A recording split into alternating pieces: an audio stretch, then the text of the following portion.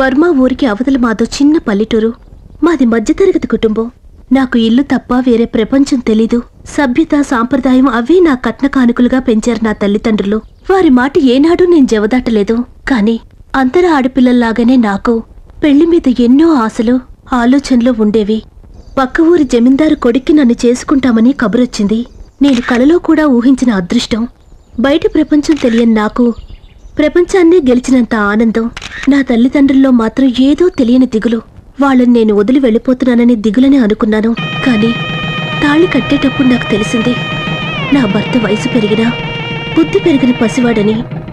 అప్పుడే అర్థమైంది నా తల్లిదండ్రులు ఎందుకంత దిగులుగా ఉన్నారో. జమీందారు వాళ్ళని ఏమని బెదిరించాడో. నా అదృష్టానికి నేను ఆనందపడాలో బాధపడాలో తెలియక ఆ దేవుడి తీర్పును శిరసా వహిస్తూ ఆ ఇంటి కోడలుగా అడుగు పెట్టాను. బాగానే ఉందే. ఎవడికో ఒకటి కంటగట్టచ్చు. అమ్మగారు రామ్మా, రా ఇలా కూర్చో. కొడుకు పెళ్ళైతే చేయించాను, కానీ కళ్ళారా చూసే భాగ్యం ఆ భగవంతుడు నాకు ఇవ్వలేదమ్మా. కొన్నాళ్ళ నుంచి మంచమే నా ప్రపంచం తల్లి. ఇదిగో వీడే నా లోకం. చూసావుగా వాడి పరిస్థితి. తిరుపతి వెంకటేశ్వర స్వామి ఆలయంలో పెళ్లి బాగా జరిగిందా? నువ్వేం బాధపడట్లేదు కదా? నా భర్త నా బిడ్డ పరిస్థితి గురించి ముందే చెప్పారా? ఇందులో బలవంతమేం లేదు కదా?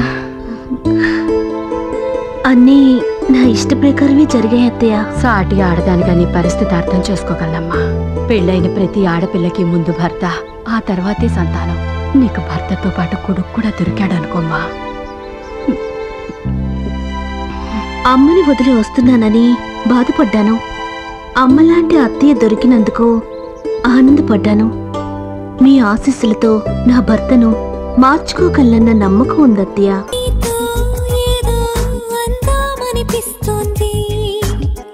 ఎప్పుడు